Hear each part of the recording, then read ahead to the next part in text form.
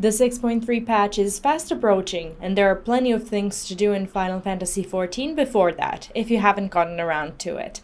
In this video, we're going over everything you should be doing right now, as it's either going away or it'll hinder your 6.3 progress when you log in on January the 10th. My name is Ivona from momsden.com, and if this is your first time around here, subbing is a good idea. I make simple FF14 guides that'll answer some of your questions in no time and give you quick in-game wins. I also live stream on this channel quite a bit, so if you're a fan of awesome communities, in-game and other highlights, I'm sure I'll see you around. The first up is obviously MSQ.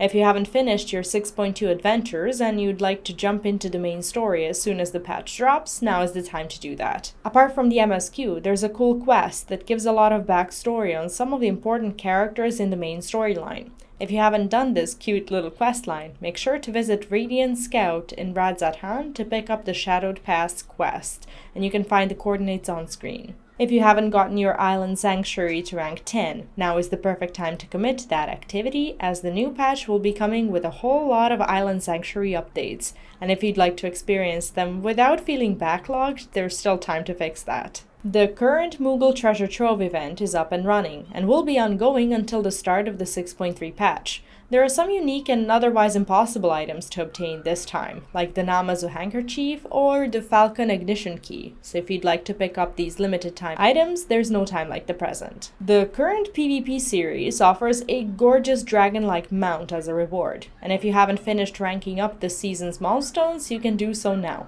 Unfortunately, the queues for ranked Crystalline Conflict are getting long, as most people are done ranking up, but you can jump into casual and get your dragon mount in a few days' time. If you're a little bit of a hardcore player and would like to commit to the new Omega Ultimate raid, you should clear the P8S first, as that's a requirement to enter the raid at all, so have fun with that. Finishing the story of the Four Lords in Stormblood, which is the optional trial questline, is a good idea, as that is the requirement for continuing Tataru's Grand Endeavor quest, which is continuing in 6.3, so go do that if you haven't yet and enjoy some terrific storytelling. The second wing of Endwalker's Alliance raid is coming with 6.3 as well, so if you haven't been through Aglaia yet, which is the first wing, make sure you have it fully unlocked so that you can get into the second one right away. The new Unreal trial is also coming, which is Sophia within Containment Bay P1T6. Now, I'm not sure why you would want to go through such a thing, but should you desire to beat Sephiroth in Containment Bay S1T7, I guess now is the time to experience that before it's gone. There's also a new Deep Dungeon mode coming in 6.3, and in order to enter Eureka Orthos, you need to unlock Palace of the Dead level 50, in case you haven't done that yet. Emptying your retainer's inventories is a good idea if you've been struggling with having nowhere to put your newly obtained glamour pieces,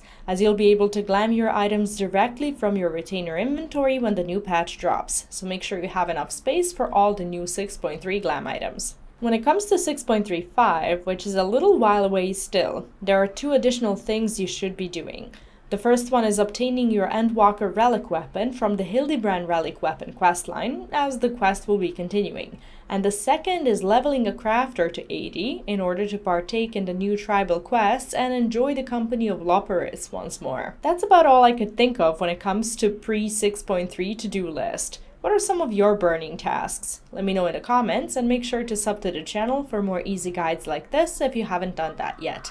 Massive thanks to everyone supporting the channel, and especially our alphas like Kathy Spear on YouTube memberships, as well as Andyman, Space Cadet Rick, and Elijah Baker over on Patreon.